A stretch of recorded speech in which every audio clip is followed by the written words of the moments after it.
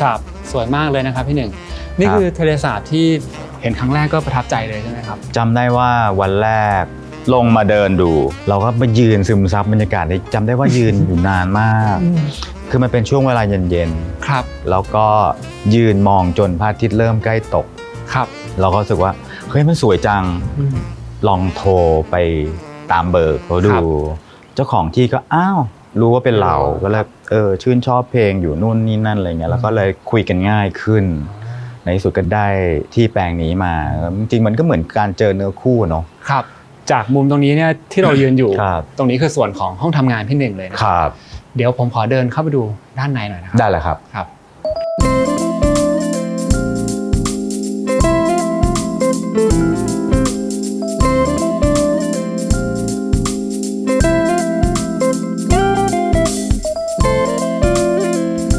พี่หนึ่งครับบ้านหลังนี้เนี่ยผมแอบไปเห็นในโซเชียลแล้วก็เห็นว่ามีประเด็นว่าแบบเป็นบ้านที่ณเดชน์ยาย่าเขาดูโมเดลกันใช่ไหมพี่แล้วก็มีการพูดถึงกันเยอะเลยมันก็ดังตั้งแต่ยังไม่เสร็จคือตอนนั้นเนี่ยคือบ้านเสร็จประมาณ 80% ครับแต่พี่ย้ายเข้ามาอยู่ก่อนน้องรู้ว่าเราย้ายมาแล้วครับก็เลยมาเยี่ยมก็บอกแบร์ย่าถ่ายรูปเป็นที่ระลึกหน่อยอะไรอย่างเงี้ยเป็นแขกคนสำคัญอย่างพี่แล้วก็เลยถ่ายกับโมเดลบ้านอะไรอย่างเงี้ยซึ่งจริงๆไม่ได้ตอนถ่ายก็ไม่ได้คิดอะไรใช่ไหมไม่ได้คิดอะไรเลยแล้วพี่ว่าพี่ก็ลงแคปชั่นแบบไม่น่าพลาดนะพี่ก็บอกว่าแขกคนสำคัญของที่บ้านอะไรอย่างเงี้ยแล้วก็กลายเป็นแบบแชร์กันเป็นเรื่องราวใหญ่โตเว็บคิดว่าแบบเกือบทุกมั่นใจว่าทุกเว็บเลยดีกว่าครับแล้วพี่หนึ่งต้องแก้ข่าวพี่ต้องแก้ข่าวตลกมากเลยอะไรอย่างเงี้ยก็แบบมันก็เป็นเรื่องโจกๆดีมันก็แบบว่านะบ้านหลังนี้มันก็เป็นที่พูดถึงตั้งแต่มันยังไม่เสร็จอะไรอย่างเงี้ยครับในเรื่องของการออกแบบบ้านแน่นอนผมต้องถามพี่หนึ่งก่อนว่าความต้องการของพี่หนึ่งการจะมีบ้านในฝันหนึ่งหลังทั้งทีเนี่ยสิ่งที่พี่หนึ่งอยากได้คืออะไรสไตล์ที่เราชอบหรือที่เราคิดไว้ในหัวตอนที่ไปบอกสถาปนิกนะครับจริงๆเราเป็นคนชอบบ้านที่เป็นสไตล์ลอฟครับตั้งโจทย์ตั้งแต่แรกคือแบบเราอยากทำสไตล์แนวลอฟนิดนึงเพราะว่า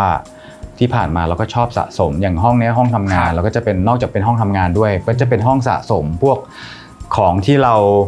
มีดังนั้นในห้องนี้ก็คือแบบน่าจะแบบเป็นห้องที่รกที่สุดแล้วล่ะเพราะมันเก็บของที่แบบห้องอื่นจะมินิมอลกว่านี้นะครับก็ตอนนั้นก็พอจะสร้างบ้านก็ทำกันบ้านใครดีนะที่จะมาเป็นสถาปนิกไปเห็นวินเนี่ยครับเขาก็ไปทำบ้านเพื่อนพี่ไอเดียแปลกดีเนาะสไตล์นี้ชอบแล้วก็เลยติดต่อไปบอกว่าอยากให้มาทำบ้านให้ช่วงที่คุยกันก็บอกว่าอย่าเปลี่ยนแปลงลายมือตัวเองเพื่อพี่นะครับคือเราเลือกเขามาเพราะว่าชอบความเป็นตัวตนของเขาฉะนั้นเนี่ยเวลาการสร้างบ้านหลังนี้เราก็จะบอกว่าความต้องการของเรามีอะไรบ้างเช่นโอเคเราจะชอบบ้านที่แบบเป็นแบบโครงสร้างเหล็กมีความโมเดิร์นหน่อยมีความเป็นลอฟแต่ในขณะเดียวกันก็ไม่เชิงแบบเขาเรียกว่าอะไรดิบเกินเพราะว่ารู้ว่าตัวเองก็เป็นคนที่ชอบความเนี๊ยบอยู่ครับแล้วในเรื่องของความต้องการเช่นเรื่องว่าแบบอยากจะมีมุมทำงานแบบโจทย์ก็คืออยากได้ห้องวิวที่ดีที่สุดให้ห้องทำงานเพราะว่ามันเป็นห้องที่เราใช้ความคิดแล้วก็เวลาทำงานใช้ความคิดเครียดก็แบบจะได้รีแลกซ์ดูวิวได้จริงๆคอนเซ็ปต์โจทย์หนึ่งที่ให้ไปก็คือว่าทำบ้านให้มันเหมือนเป็นรีสอร์ทเพราะว่าเราได้โลเคชั่นแบบนี้ใช่ป่ะแล้วก็ด้วยอาชีพของพี่เป็นผู้นำแห่งการ work from home มานานแล้วทำงานที่บ้านมากกว่าเข้าออฟฟิศอีกอะไรเงี้ยเป็นผู้นำเลยพูดตรงอาชีพนักแต่งเพลงเป็นผู้นำการ work from home มานานแล้วฉะนั้นเราต้องทำบ้านให้รู้สึกว่าน่าอยู่แล้วก็ไม่อยากไปไหนนะครับดังนั้นห้องทำงานก็เลยสำคัญเพราะว่าเป็นห้องที่หาเงินให้เราเท่าที่ผมเห็นเนี่ยครับก็จะมีเปียโนนะครับแล้วก็มีกีตาร์มุมของคนที่เป็นนักแต่งเพลงครับพี่หนึ่งเนี่ยพอเราเดินดูในห้องนี้เนี่ย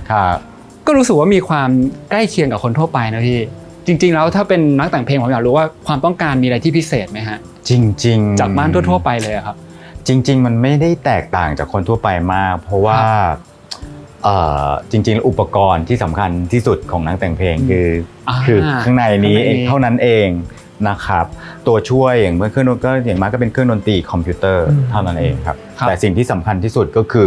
ความคิดของเราแล้วก็อยู่ในที่ที่เขาเรียกว่าสบายต่อการที่เราจะทำงานครับจริงๆก็เหมือนทุกงานนะครับงานที่ใช้ความคิดมันก็ต้องมีแบบคิดไม่ออกบ้างอะไรเงี้ยเมื่อคิดไม่ออกเราก็อย่าไปเขาเรียกว่าถ้าเราผ่อนคลายกับมันเดี๋ยวมันก็กลับมาทำได้อีกครับโอเคครับเหมือนว่าวินจะมาแล้วงั้นเดี๋ยวผมขอไปคุยกับวินก่อนนะครับพี่หนึ่งแล้วเดี๋ยวผมมาคุยกับพี่อีกครั้งหนึ่งนะครับครับเดี๋ยวขอไปหาวินข้างล่างก่อนนะครับผม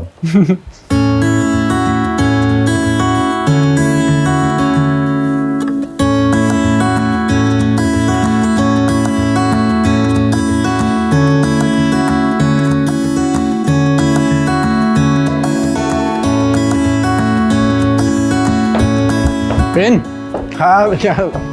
สวัสดีครับมาเดี๋ยวไปคุยข้างในครับ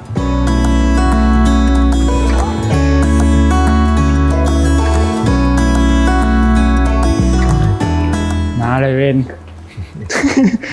แม่ทำตัวเหมือนเป็นเจ้าของบ้านเลยฟีลไลท์โฮมครับคือพอดีเมื่อกี้พี่หนึ่งบอกว่าได้เลยแก๊ปอยากจะแบบถ่ายเทยอะไรตรงไหนได้หมดอะไรอย่างนี้ไม่ได้เจอวินสักพักแล้วเหมือนกันนะประมาณนานแล้วอ่ะสิ้นปีที่แล้วใช่ไหมแต่เราถ่ายบ้านตัดฟ้ากันใช่ครับแต่ตอนนั้นกระแสตอบรับดีมากเลยพี่ตอนนี้ยอดวิวผมเท่าไหร่น่าจะ500,000ใช่ไหม500,000 กว่าแล้วผมคิดไม่ถึงเหมือนกันนะหวังจะให้ถึงล้านใบเหมือนกันบ้านหลังนี้เนี่ยเมื่อกี้ตอนที่พี่ลงไปก็จะเห็นว่ามันมีการเล่นระดับแล้วก็ไอ้ส่วนของด้านหน้าบ้านเนี่ยตอนที่เราจะเข้ามาภายในบ้านเนี่ยมันจะมีเป็นแค่ทางแคบๆเลยนะวินใช่นอกจากนั้นตรงลงรถก็คือเหมือนมันปิดทึบเลยทำให้คนข้างนอกเนี่ยเขามองไม่เห็นข้างในใช่ไหมใช่ครับคือตรง approach ตรงนี้นี่คือวินมีความคิดในการออกแบบยังไงจริงผมเคยมีคนเคยถามเหมือนกันว่าเวลาผมคิดสถาปัตยกรรมมาเหมือนผมคิดเป็นซีนซึ่งจริงๆการคิดเป็นซีนนะครับมักจะเป็นงานประเภทรีสอร์ทที่ทำให้คนที่มาแบบครั้งแรกได้แบบ experience ที่ไม่เคยเจอครับแต่สำหรับบ้านจริงๆมันไม่จำเป็นเพราะว่าการเล่าเรื่องของบ้านมันคือการที่เราเจอเป็น daily use ทุกวันอะไรอย่างเงี้ยแต่ผมก็รู้สึกว่าในเมื่อถ้าเกิดว่าแปลนเรามัน layout เรานะครับมันต้องเป็นอันดับหนึ่งอยู่แล้วการวาง layout การวางคอนเซปต์แต่การที่จะร้อยเรียงเรื่องเข้าด้วยกันนะถ้าเป็นไปได้ผมก็ยังคิดว่าการที่มีซีเควนซ์ในการเข้าอยู่ครับแม้ว่าเราจะรู้เฉลยนั้นไปแล้วอะแต่ผมคิดว่ายังไงมันก็จะช่วยทำให้เราเหมือนรีเฟรชตัวเองจากการเข้ามาในบ้านอีกครั้งหนึ่งได้แม้เราจะรู้ว่าเดี๋ยวก็จะเจอของนี่แหละแต่มันก็ผมว่ามันเป็นจิตวิทยานะที่คนเราไม่ทันตั้งตัวใช่หลายคนฟังก็อาจจะงงว่าคิดเป็นซีนอะไรนี่คือไงก็คือเราก็จะพอบอกได้ไหมว่ามันคือเหมือนคิดเป็นฉากให้เกิดอารมณ์สัมผัสความรู้สึกต่างๆประสบการณ์ที่เข้ามาใช่ไหมซึ่งถ้าไปรีสอร์ทโอเคเราเจอมันไม่กี่ครั้งครั้งแรกเราก็ว้าวแต่นี้เรารู้อยู่แล้วในส่วนบ้านเราเองแต่ผมคิดว่าจริงๆอ่ะคนที่ดีไซน์บ้านเป็นสไตล์รีสอร์ทหรือเจ้าของบ้านนะครับก็มักจะมีแขกมาบ่อยต่อให้เจ้าของเลิกว้าวแล้วเขาเห็นทุกวันเนี่ยแต่แขกว้าวเขาดีใจที่บ้านนี้ให้ความสุขกับคนที่มาบ้านเนี่ยครับเหมือนว่าเป็นรีสอร์ทอะไรอย่างเงี้ยเหมือนมาต่างจังหวัด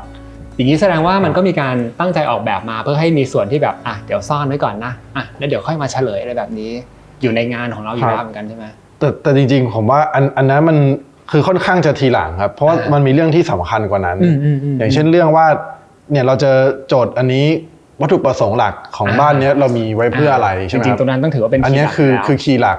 ซึ่งจากที่พี่คุยกับพี่หนึ่งเมื่อกี้เนี่ยโอเคพี่รู้ความต้องการพี่หนึ่งแล้วเขาก็บอกว่าโอเคทะเลสาบเนี่ยสำคัญเพราะไซส์นี้คือเขาตกหลุมรักเพราะทะเลสาบเลยแล้วเขาก็ชอบความเป็นลอฟใช่ไหมใช่ครับจากการออกแบบโดยรวมของเขาพอวินได้ข้อมูลจากพี่หนึ่งแล้วเนี่ยเราเอาความต้องการของเขามาแปลงเป็นงานออกแบบยังไงบ้างคือตอนแรกเลยผมก็มาดูที่นะครับแล้วผมก็เห็นทะเลสาบเนี่ยคือทุกคนก็เหมือนตอนที่พี่หนึ่งเห็นครั้งแรกครับเราก็รู้สึกเหมือนว่ามันไม่ได้มันเหมือนไม่ได้อยู่ในกรุงเทพจริงๆครับแล้วก็ทำยังไงดีที่ต้องเห็นทะเลสาบแล้วก็อีกโจทย์หนึ่งก็คือที่พี่หนึ่งให้มาก็คือว่าอยากมีคอร์ดกลางบ้านครับอยากมีต้นไม้ให้เห็นด้วยแล้วก็อีกข้อหนึ่งก็คือความเป็น privacy ครับเหมือนตอนนี้เรามี2เรื่องก็คืออยากเห็นอันนี้แต่ไม่อยากให้ใครเห็นเราอย่างเงี้ยครับซึ่งมันอยู่คนละขั้วกันเหมือนกันนะมันต้องเปิดให้เห็นแต่ต้องปิดตัวเองเหมือนกันใช่ครับเราต้องเป็นส่วนตัวด้วยอันเนี้ยผมก็เลยนึกถึงว่าไอ้สเปซประมาณนี้ก็เหมือนกับสนามกีฬาโรงภาพยนตร์ โรงละครอะไรอย่างเงี้ยครับเพราะว่าตอนที่เราจะเข้าไปดูสมมติเราจะไปดูคอนเสิร์ตพี่ตูนเนี่ยพี่ พอเราจะเข้าไปเนี่ยเราก็ไม่เห็นใช่ไหมว่าข้างในมันมีอะไรเพราะคอนเสิร์ตเขาก็ต้องสร้างความ privacy สำหรับคนที่มาตีตั๋วอย่างเงี้ยแต่พอเราเข้าไปดูปั๊บเราก็มองเห็นแล้วเฮ้ยพี่ตูนเห็นแต่ไกลเลยว้าวเลยเห็นพี่ตูนแต่ไกลเลยพอเราไปนั่งที่ปั๊บหัวคนข้างหน้าเรามันก็ไม่บังเราใช่ไหมฮะในขณะที่สมมติว่าถ้าเรามองกลับไปข้างหลังอะเราก็จะเห็นว่าก็เป็นผู้ชมแถวหลังเราที่แบบเรียงกันเป็นแพรเลยซึ่งไอหลักการประมาณนี้ครับมันก็มาถูกใช้กับบ้านหลังนี้ครับมันทำให้บ้านหลังนี้เรามองไปที่ทะเลสาบนะครับเราก็ไม่โดนเนินดินบังคือผมต้องเสริมนิดนึงว่าบ้านหลังนี้มันมีเนินดินที่เหมือนกับว่างอกเกินเข้าขึ้นมาประมาณ5 เมตรครับซึ่งตัวนี้เราไปทำอะไรไม่ได้เราก็ได้แค่ว่าจัดสวนทำท่าน้ำอย่างเงี้ยครับทางหมู่บ้านอนุญาตแต่ถ้าเกิดเราไม่ทำอะไรกับมันเลยนะครับเราจะมองไม่เห็นแบบว่าไอตัว Infinity Edge เนี่ยที่มันเชื่อมกันเราจะเจอว่าสุดท้ายเนี่ยก็มีผืนดินประมาณ5 เมตรมีต้นไม้ขึ้นก็รู้สึกว่าบ้านไม่ได้อยู่ริมทะเลสาบครับในขณะเดียวกันถ้าเรามองไปตรงเนี้ยถ้าตรงเนี้ยมันแบนนะครับเราก็จะเห็นแค่ว่าก็เป็นสนามหญ้าเนาะแล้วก็เหมือนกับไม่ค่อยเห็นเท่าไหร่ใช่ไหมครับแต่พอมันไล่ขึ้นมาอย่างเงี้ยมันก็เหมือนกับเป็นชั้นวางที่โชว์ต้นไม้ให้มันเรียงขึ้นไปเพิ่มปริมาณการให้เรามองเห็นนะครับแล้วมันก็ไปต่อขาให้ต้นมะเม่า2 ต้นเนี้ยสูงขึ้นด้วยพอสูงขึ้นแล้วเอียงนะครับคนที่อยู่ที่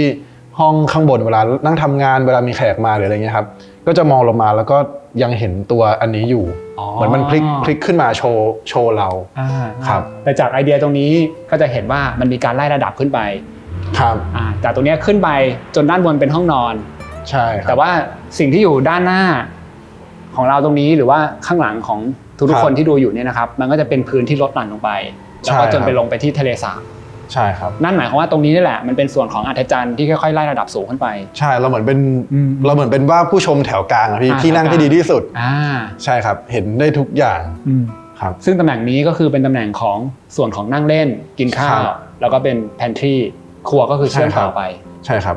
คือถ้าเป็นรีสอร์ทนี่ก็เหมือนกับล็อบบี้มาเช็คอินมีเวล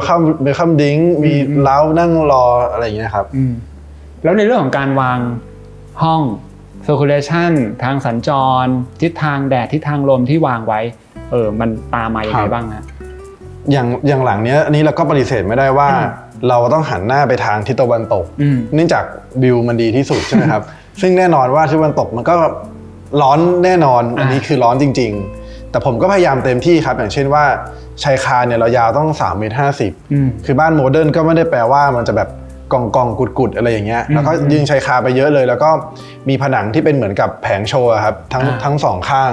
อย่างช่วงนี้พระอาทิตย์จะอ้อมไปทางเหนือครับแดดก็จะมาจากทางตรงนี้ครับทำให้ส่วนที่เรานั่งอย่างวันนี้ก็คือจะไม่โดนแดดเลยแต่ถ้าโอเคถ้าเป็นฤดูที่พระอาทิตย์อ้อมมาทางใต้เนี่ยมันก็จะเข้าครับอันนี้เราจะต้องแก้ปัญหาด้วยการแบบติดม่านเป็นม่านทึบครับแต่ถ้าถามว่าตรงนี้สมมติว่าบินทำเป็นบานเลื่อนเปิดกว้างสุดอยู่แล้วเนี่ยตรงนี้ถือเป็นช่องลมประมาณนึงไหมใช่ครับคือเรื่องการ ventilation อันนี้คือโกรกมากอย่างตอนนี้ที่เรานั่งกันอยู่เนี่ยเราต้องปิดไว้นะครับถ้าเกิดเราเปิดเนี่ยผมเราจะเสียทรงเราจะไม่หล่อเลยคือเราจะเป็นเราจะแบบว่าไปเลยมันลมมันแรงเสียงจะเข้าไมค์นะนี่เราจะถ่ายไม่ได้เมื่อกี้พี่หนึ่งก็บอกว่าพอเปิดปุ๊บนี่เอกสารที่ไปหมดเลยปลิวหมดใช่ผมคือลมมันไม่ได้เข้าแค่ทิศใต้ครับอันนี้มันก็เหมือนกับว่ามีทะเลสาบมันก็เป็นสร้างไมโครไคลเมทให้ลมพัดจากที่โล่งเข้าสู่ฝั่งอะไรเงี้ยครับครับโอเคก็เป็นเรื่องของทิศทางซึ่งมันมีเรื่องของวิวที่มันต้องเทรดกันต้องแลกกันแต่ถามว่าอย่างที่บินบอกถ้าช่วงไหนที่แดดมันสาดเข้ามาก็ใช้ม่านช่วยเอาใช่ครับแต่ถ้าเป็นช่วงเย็นพระอาทิตย์ตกไปแล้วหรือว่าช่วงเช้าที่แดดมาทางข้างหลังเนี่ยผมว่านี่ก็คือเพอร์เฟกต์เลยครับมาถึงเรื่องของการวางแปลนห้องแต่ละห้องเท่าที่พี่สังเกตมาเนี่ย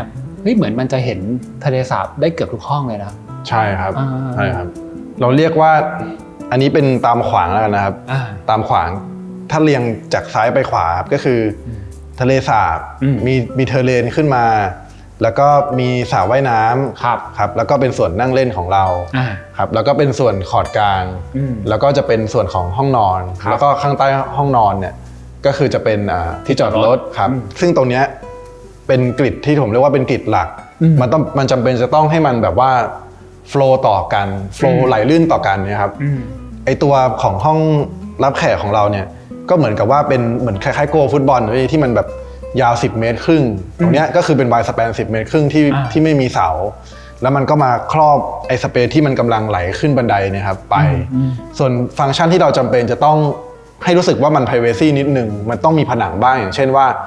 ถ้าไล่จากซ้ายมาเหมือนกันนะครับก็คือจะเป็นครัวห้องน้ำห้องเก็บของบันไดแล้วก็จะมาเป็นฟิตเนสห้องนอนสำหรับแขกคุณแม่แล้วก็เป็นห้องน้ำสำหรับฟิตเนสแล้วก็ห้องแม่บ้านเหมือนกับว่าเราแยกกันชัดเจนครับว่าส่วนเนี้ยมันโฟล์กันได้มันเป็นฟังก์ชันที่คนอยากเห็นด้วยกันก็เอาไปไว้ชุดหนึ่งครับส่วนพวกที่ชุดที่อยากแอบก็ไปไว้อีกชุดหนึ่งมันทำให้เราแบบไม่เกิดการขวางของฟังก์ชันกับมุมมองเนี่ยครับครับแล้วมันก็เหมือนแบ่งแยกสัดส่วนไปเลยนะใช่ของคนที่พักอาศัยข้างในก็อยู่ตรงนี้นะตรงนั้นก็เหมือนจะเรียกว่าเป็นเซอร์วิสหรืออะไรอย่างนี้หน่อยเป็นเหมือนเซอร์วิสหรือแอบครับแล้วก็จากข้างบนหัวเราตรงนี้ก็คือห้องทำงานใช่ข้างบนเนี่ยเราแล้วก็มีห้องอะไรอีกบ้างมีก็มีห้องนอนแขกครับอยู่ทางด้านนี้ซึ่งห้องนอนแขกกับห้องทำงานเนี่ยครับก็จะเห็นวิวของทะเลสาบที่แบบไกลๆออกไปเหมือนกันครับถ้าพี่ถามเพิ่มเติมแทนหลายๆคนที่ดูว่าสมมติถ้าไม่อยากเป็นบานเลื่อนเห็นบางบ้านทำบานเฟียมได้ไหมแล้ววินคิดว่าเฟียมกับเลื่อนอันไหนดีกว่ากันคือผมก็เคยใช้ทั้ง2แบบผมว่ามันก็มีข้อดีข้อเสียคนละอย่างนะคืออย่างสมมติว่าเป็นบานเฟียมเนี่ยพอเวลามันโล่งอะครับผมก็คิดว่ามันโล่งจริงนะมันโล่งจริงมันโล่งจริงๆเลยแล้วก็ไปกองอยู่ที่ริมแต่ถ้าเปรียบเทียบกันขณะเราเปิดแอร์ฉ่ำๆอยู่เงี้ยครับ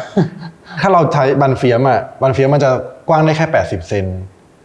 เราจะเจอซอยเยอะมากครับอย่างเช่นอันเนี้ยอาจจะต้องจาก4 บานใช่ไหมครับต่อฝั่งอาจจะเป็นต้อง6-7 บานแล้วเฟรมของบานเฟียมอาจจะหนาเป็น10 เซนแต่เฟรมของบานเลื่อนอาจจะแค่5 เซนแบบนี้ครับแต่อีกข้อหนึ่งก็คือคนจะมีความกังวลเรื่องบานเฟียมอาจจะไม่ลื่นครับทำให้ไอ้เรื่องความกลัวไม่ลื่นเราอาจจะต้องเลือกใช้แบบสินค้าที่มีคุณภาพดีกว่าทำให้คอสอาจจะแพงกว่าบานเลื่อนเป็น2 เท่าฟิตติ้งหรืออะไรอย่างนี้เขาต้องฟิตติ้งต้องดีกว่าเราก็ใช่ครับผมอย่างที่ผมเคยทำมาผมก็ไม่มั่นใจนักว่าจะให้ผู้รับเหมาแบบซื้อของมาพับเองได้ผมก็ยังกังวลอยู่ก็อาจจะต้องใช้แบบของที่เป็นแบรนด์ครับโอเคตรงนี้ก็ได้เห็นในเรื่องของพื้นที่เรื่องของแปลนไปแล้วให้วินพูดเรื่องงานออกแบบภายในสักนิดนึงแล้วกันเห็นว่าก็ออกแบบเองได้ด้วยใช่ครับมันไปต่อสไตล์ล็อบที่พี่หนึ่งเขาชอบได้ขนาดไหนพี่ก็พอเห็นมันมีบางส่วนที่มันเป็นแบบบานประตูที่เป็นเหล็กมีเหมือนจะสนิมหน่อยอิฐที่อยู่ด้านนอกอะไรแบบนี้นะครับโต๊ะไม้โซฟาหนังอะไรแบบนี้คือตอนแรกอย่างพี่หนึ่งทักมานะผมก็ดีใจมากนะเพราะว่าเฮ้ยคนนี้เรารู้จักนะที่เขาแต่งเพลงสลิปเลสอะไรอย่างเงี้ยครับแต่จริงๆแต่งเพลงละครเนี่ยบางทีบางเราก็ไม่รู้นะแต่พอไปนี่เพลงนี้ได้เหรออะไรเงี้ยเพลงที่เราคุ้นอะไรเงี้ยผมก็เลยไปส่อง IG ดูว่าบ้านพี่เขาเป็นยังไงเลยครับแล้วก็เลยเห็นว่ามันเป็นแบบนี้นะมันเป็นวินเทจมันมีแบบอิฐแต่ว่าอิฐก็ไม่ใช่ดิบส้มนะเป็นอิฐไปทาสีขาวหรือว่าอย่างเช่นแบบมีกระจกมีอะไรอย่างเงี้ยกระจกก็เป็นลอนแก้วอะไรอย่างเงี้ยครับคือมันจะมีความแบบดูปาณีตเนี่ยผมก็เลยคิดว่าไอ้ล้อแบบเนียบๆเนี่ยมันน่าสนใจคือเราก็เลยดูว่ามันมีเหล็กกระจกอิฐปูนหนังไม้หินอะไรพวกนี้ใช่ไหมครับเราจะเอามาทำแพทเทิร์นยังไงให้มันน่าสนใจดีใช่ไหมครับอย่างอิฐอย่างเงี้ยปกติเขาก็ใช้แค่แบบว่าด้านหน้ามันแต่มันจะมีด้านหลังที่มันเป็นร่องๆแต่ถ้าเกิดว่าเราเอามันมาต่อเป็นแนวตั้งครับมันก็จะรู้สึกว่ามันดูแปลกตาก็เลยเกิดเป็นอิฐที่แบบมีเท็กเจอร์นูนขึ้นมาแล้วก็อิฐที่ยังเรียบอยู่อะไรอย่างเงี้ยครับแล้วก็อย่างสมมติว่าตัวเหล็กอย่างเงี้ยถ้าเกิดว่าเป็นเหล็กเรียบเกินไปมันก็ดูเนี้ยบเกินไปแต่ถ้าเกิดว่าเป็นแบบสนิมเคลอะเกินไปก็อาจจะรับไม่ได้สำหรับความสะอาดของบ้านอะไรเงี้ยครับก็เลยแบบให้เป็นเหล็กที่แบบว่าให้มันมีสนิมขึ้นนิดอะไรเงี้ยนะครับแล้วก็อันนี้ก็เป็นแบบเคาน์เตอร์หินเอามาตัดบ้างเอามาตัดความที่มันดูดิบบ้างก็แบบอันนี้เนี้ยบเลยเป็นหินบุ๊กแมทที่ลายต่อเนื่องกันทั้งก้อนเนี่ยครับทำให้ไอ้ก้อนเนี้ยเหมือนเป็นหินก้อนเดียวกันแล้วก็อย่างโต๊ะเนี่ยก็คือเป็นไม้จริงครับแล้วก็โซฟาก็เป็นหนังแท้ครับก็เคยเห็นว่าจะมีวัสดุแบบ 6-7 อย่างอยู่ด้วยกันอย่างเช่นฝ้ายครับก็เป็นไม้เผาไฟครับแต่ด้วยผมคิดว่าด้วยที่โทนสีมันเป็นสัจจะของมันน่ะการที่มันมาอยู่ด้วยกันมันเลยไม่มีใครแบบว่ารู้สึกแปลกปลอมเนี่ยครับถึงแม้ทุกคนจะมากันคนละทางใช่ครับ โอเคครับในบริเวณนี้น่าจะครบถ้วนเดี๋ยวเราเดินออกไปดูข้างนอกสวนแล้วก็ไปดูห้องนอนมากดีกว่าครับครับผม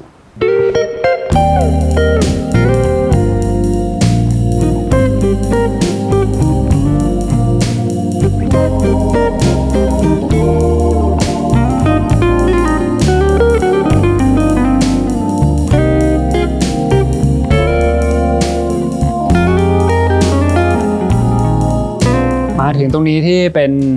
สวนขอดกลางบ้านนะฮะงานออกแบบสวนมันเป็นยังไงบ้างฮะคืออันเนี้ยผมต้องยกเครดิตให้ทางทีมงานกิ่งก้านใบครับโดยพี่บอยเลยว่ามันเนรมิตตัวเนี้ยได้แบบดีกว่าที่ผมคิดไว้เยอะเลยอ่ะ คือผมว่าคิดไว้ได้ประมาณนึงอ่ะก็มีต้นไม้อะไรใช่ไหมครับแต่การที่แบบว่ามันมีแบบใบละเอียดสีอ่อนใบทรงสูงใบสีเข้มใบเล็กใบใหญ่อะไรเงี้ยครับแล้วก็เรียงแบบมีขาดมีกวดมาสลับเนี่ยผมว่ามันช่วยเพิ่มความแบบวาไรตี้ให้ตรงนี้ได้ดีมากเลยอันนี้พี่เขาบอกว่าเขาอินสปายมาจากแบบว่าสวนที่อยู่ในป่าใบมันจะมีความแบบครึ้มนิดนึงเนี่ยครับมีความหนาแน่นนิดนึงแล้วก็อย่างต้นที่เป็นต้นประธาน2ต้นมะเม่าเนี่ยพี่เขาก็เลือก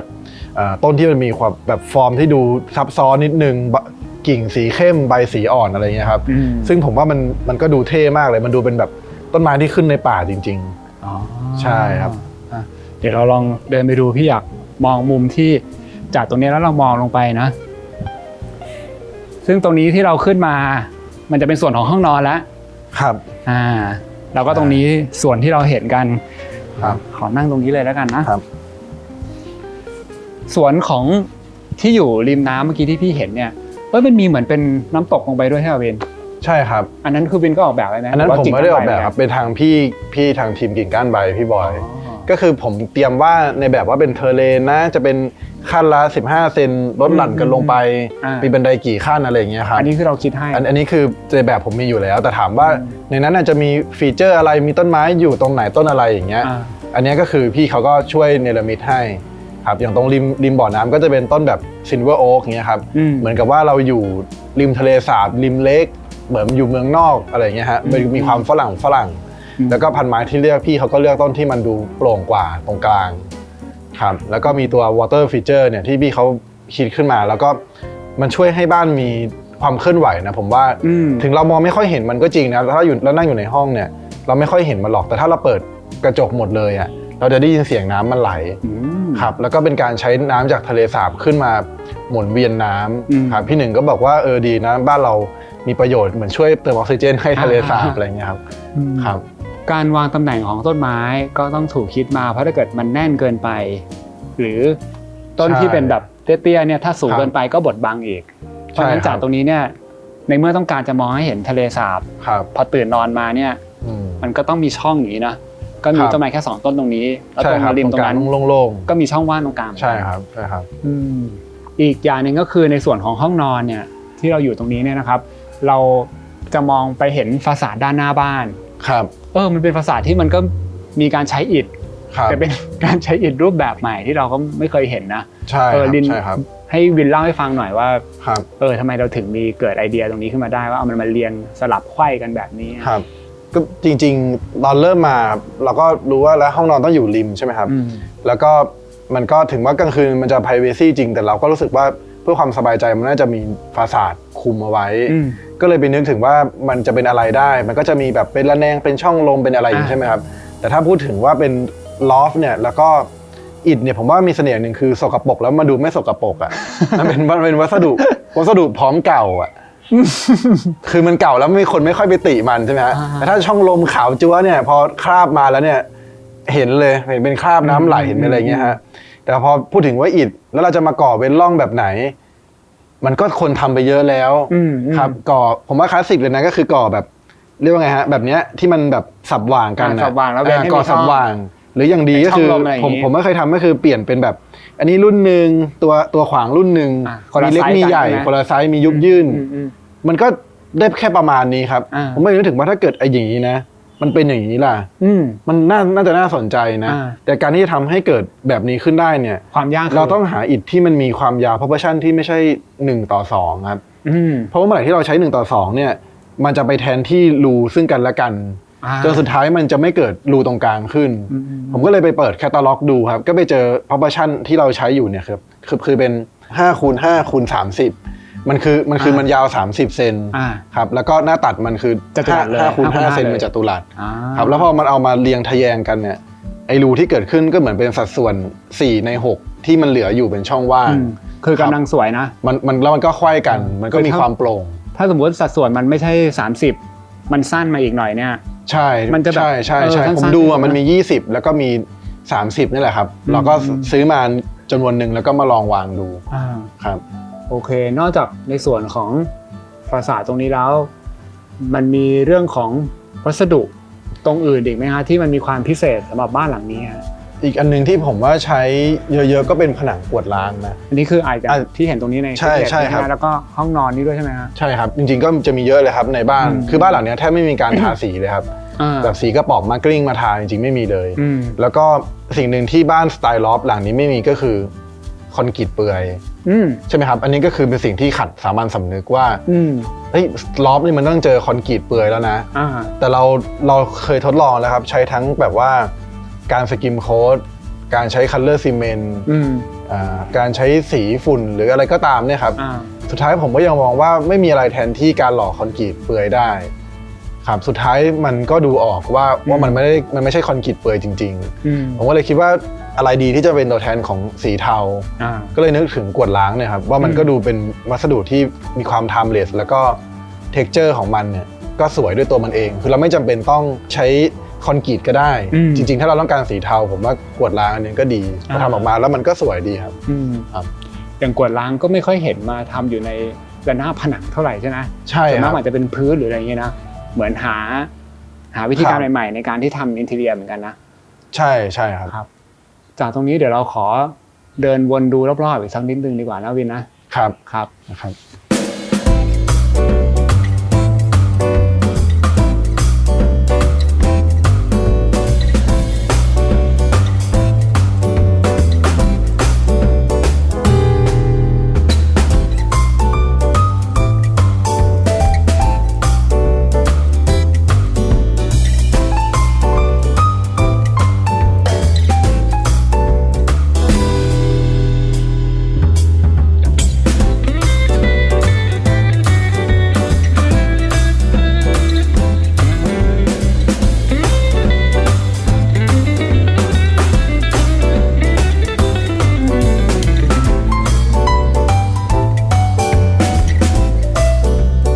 เดินลงมา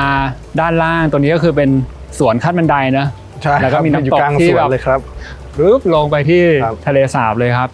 มุมนี้ก็สวยงามจริงๆนะวินแล้วบรรยากาศดีมากๆเลยอ่ะใช่ครับผมเคยไปยืนบางมุมนะมันก็จะรู้สึกเป็นทะเลสาบนะแต่ว่าอย่างมุมเนี้ยผมรู้สึกว่าเหมือนแม่น้ำเหมือนมันจะไปได้อีกเป็นมุมด้านกว้างที่ดีมากครับถามต่อแล้วกันในสุดท้ายแล้วว่าแบบพอวินทำงานมาจนถึงจุดหนึ่งแล้วเนี่ยคิดว่าสถาปัตยกรรมที่ดีบ้านที่ดีที่เราจะทำหน้าที่ออกแบบให้เขาอย่างเงี้ยวินให้ความสำคัญกับอะไรมากที่สุดซึ่งคำถามนี้ก็อยากจะให้ทุกคนที่ดูอยู่เขาได้กลับไปคิดด้วยว่าเวลาเขาจะสร้างบ้านหนึ่งหลังเนี่ยเขาควรจะแบบเอาอะไรยกขึ้นมาเป็นสิ่งสำคัญอันดับแรกจริงๆคำว่าสถาปัตยกรรมที่ดีคืออะไรเป็นคำตอบที่ตอบยากมากครับเป็นคำถามที่ใหญ่มากเพราะว่ามันต้องอยู่กับว่ามันดีกับใครใช่ไหมครับมันดีกับคนออกแบบเองมันดีกับลูกค้ามันดีกับคุณผู้ชมที่เห็นมันดีกับเพื่อนบ้านหรือมันคือดีกับอะไรใช่ไหมครับอันนี้ในแต่ละอันมันก็เลยตีความยากอยากให้พูดถึงว่าเป็นสถาปัตยกรรมที่เหมาะสมเราจะเข้าใจได้ง่ายกว่าครับมันมีความเหมาะสมกลมกล่อมของมันพอดีผมยกตัวอย่างเช่นว่าคุณคนหนึ่งไม่มีลูกนะครับมีเงินที่เก็บมาเยอะมากพอเข้าสู่วัยหนึ่งรู้สึกว่าฉันก็อยากจะมีประสบการณ์ใหม่ๆอยากจะมีอะไรสวยๆมั่งก็ไปซื้อรถ Ferrari ไปซื้อ Lamborghini เราจะบอกว่าคุณคนนี้ไม่ฉลาดเลยใช้เงินไม่เป็นเราพูดอย่างนั้นก็ไม่ได้ถูกไหมครับก็ตัดสินรถแบบนั้นไม่ได้รถอะไรกินน้ำมันเยอะขนาดนี้แถมนั่งได้2 คนรถนิสัยก็ไม่ดีแพงอะไรแพงก็พูดอย่างนั้นก็พูดไม่ถูกเช่นเดียวกันกับบ้านครับมันจะมีบ้านที่เหมาะกับคนนี้แล้วไม่เหมาะกับคุณเลยกับมันจะมีบ้านที่เหมาะกับคุณมากๆ แต่อาจจะไม่เหมาะกับคนอื่นเลยบางคนอาจจะต้องการบ้านที่ประหยัดพลังงานรักษาความปลอดภัยได้มีคนในบ้านมีผู้ใหญ่มีคนแก่ใช้งานสะดวกก็จะเหมาะเป็นอย่างนั้นกับเขาครับแต่บางคนต้องการแบบบ้านที่อยู่แล้วมันแบบตอบสนองทางด้านอารมณ์มากกว่าฟังก์ชันหรือตอบสนองไปในพร้อมๆกันอย่างเงี้ยครับก็จะเป็นสิ่งที่เหมาะอย่างนั้นผมว่าอันนี้มันคือคำตอบแต่ละคนต้องไปตอบตัวเองว่าบ้านที่ดีแต่ละคนมันไม่เหมือนกันครับมันไม่เหมือนกันจริงๆมันไม่มีแบบอย่างเงี้ยซีดีแล้วก็อย่างอื่นไม่ดีเลยนะมันไม่มีแน่ๆครับโอเคครับก็วันนี้เป็นอีกครั้งหนึ่งที่ได้มาเจอวินแล้วก็หวังว่าครั้งหน้าถ้ามีโอกาสก็จะไปติดตามผลงานของวินถ่ายมาให้ทุกคนได้ชมกันอีกก็ไม่ได้มีแฟนคลับเยอะมาก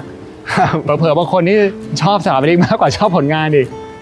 โอเคขอบคุณมากเลยขอบคุณวินมากเลยนะครับแล้วเดี๋ยวพี่จะขอตัวไปคุยกับพี่หนึ่งสักนิดนึงครับผมแต่ถือว่าเป็นอีกหนึ่งผลงานที่พี่ก็ชอบนะครับแล้วก็หวังว่าจะได้มาเจอวินอีกครับครับผมสวัสดีครับครับสวัสดีครับครับ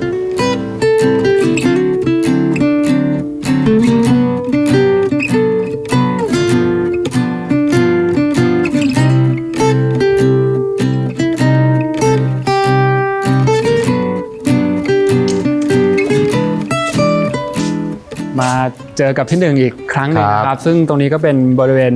ริมน้ำเลยริมทะเลสาบเลยครับผมหลังจากที่ผมได้ดูบ้านโดยรวมทั้งหมดแล้วนะครับอยากจะถามพี่หนึ่งว่า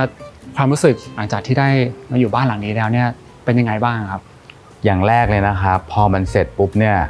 บ้านหลังเนี่ยมันสวยกว่าในแบบ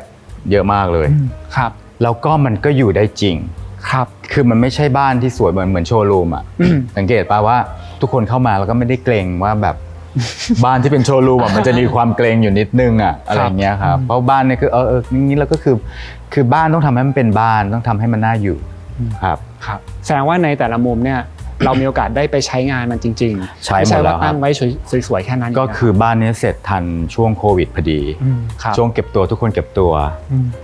ได้อยู่กับบ้านหลังนี้แบบคุ้มค่าเลยในช่วงที่ผ่านมาครับบ้านที่ตั้งชื่อว่า Sleepless Residence นะครับคำว่า Sleepless เนี่ยสุดท้ายแล้วมันเป็นความหมายจริงๆของบ้านหลังนี้ไหมฮะหรือเป็นความหมายของตัวพี่จริงๆมันเป็นจริงพี่อ่ะเกิดจาก Sleepless Society มันเป็นอัลบั้มที่ทุกคนรู้จักเราจากอัลบั้มนี้แล้วพอมาทำบ้านรู้สึกว่าเราอยากตั้งชื่อให้บ้านหลังนี้เรารู้สึกว่าSleepless เนี่ยมันคือแบบพอพูดคำนี้ขึ้นมาทุกคนก็หมายถึงจะนึกถึงพี่โดยปริยายเลยก็เลยแบบก็ใช้ชื่อนี้ละกันเพราะว่าชื่อมันเพราะด้วยอะไรอย่างเงี้ยแล้วก็รู้สึกว่ามันก็แบบเป็นตัวตนเราดีครับสุดท้ายแล้วครับอยากจะถามว่าทำไมพี่หนึ่งถึงให้ความสำคัญกับสถาปนิกมากๆเลยแล้วก็รู้สึกว่าเหมือนเห็นคุณค่าของการออกแบบที่จำเป็นจะต้องมีสถาปนิกมาออกแบบบ้านหนึ่งหลังนะครับเพราะว่าเราเคยมีประสบการณ์ไงครับสมัยก่อนเราเป็นสถาปนิกเรานึกเองเข้าใจป่ะซื้อบ้านมาบ้านจัดสรรใช่ไหมครับเราก็รู้สึกว่ามันพื้นที่ใช้สอยไม่พอเราต้องต่อเติมคำว่าต่อเติมนี่คือหายนะเลยรู้สึกว่าแล้วเราก็เปิดเขียนแบบเองเขียนมันเป็นอย่างนี้นะออกมาเป็นอะไรอย่างนี้มันสวยแค่ตอนเสร็จครับผ่านไปอีกสัก6 เดือนเราก็เริ่มเห็นรอยแยกเราก็จะเริ่มเห็นปัญหาสุดท้ายเนี่ยมันก็คือแบบสุดหนักมากครับสุดแบบโอ้โหเศร้ามากเลยอ่ะมันแยกแตกออกมาคือเนี่ยครับผลของการเป็นสถาปนิกจริงๆแล้วก็คือการที่เราแบบดีลกับช่างโดยตรงเลยไม่ต้องใช้โปรเฟชชั่นอลอย่างเงี้ยมันก็ออกมาเละเทะฉะนั้นเนี่ยพี่ว่าทุกงานเนี่ยมันก็ต้องมีโปรเฟชชั่นอลไว้อ่ะครับไม่งั้นคือเหมือนจะมีหนึ่งลงวิไปแต่งเพลงทำไม ใช่ป่ะใช่มันก็คือนั่นแหละก็คือเป็นผู้เชี่ยวชาญของงานต่างๆอย่างเงี้ยครับแล้วก็อย่างที่พี่บอกเคยมีประสบการณ์อันเลวร้ายฉะนั้นเนี่ยถ้าคิดจะสร้างบ้านนะครับอย่าไปงกค่าออกแบบจริงๆอย่าแบบว่าเปิดเรฟเฟรนซ์แล้วก็คุยกับช่างเลยอะไรเงี้ยเพราะว่าหายนะมีจริงครับผมก็บ้านหลังนี้สวยมากผมคิดว่ามันก็จะเป็นหนึ่งต้นแบบที่ทำให้คนเห็นคุณค่าของงานสถาปัตยกรรมที่ดีนะครับแล้วก็พี่ก็ดีใจเนาะที่อย่างน้อยเนี่ยหลายๆคนที่เคยเห็นบ้านนี้ในออนไลน์ในโซเชียลแล้วก็บอกว่ามันสร้างแรงบันดาลใจอะไรเงี้ยให้เขาอยากจะมีบ้านในฝันสักหลังซึ่งเราสึกเราดีใจเนี่ยอย่างน้อยเนี่ยบ้านที่เราอยู่มันเป็นแรงบันดาลใจที่ทำให้คนมีฝันคือแบบเป็นเรื่องที่ดี ครับ ขอบคุณพี่หนึ่งนรงค์ครับผม ขอบคุณครับ ครับผมดีไซน์ฟัน EP นี้จบแล้วนะครับ EP หน้าผมจะพาไปดูบ้านที่ไหนก็อย่าลืมติดตามชมกันนะครับกดไลค์กดแชร์ Subscribe แล้วก็กดกระดิ่งด้วยนะครับไปแล้วครับ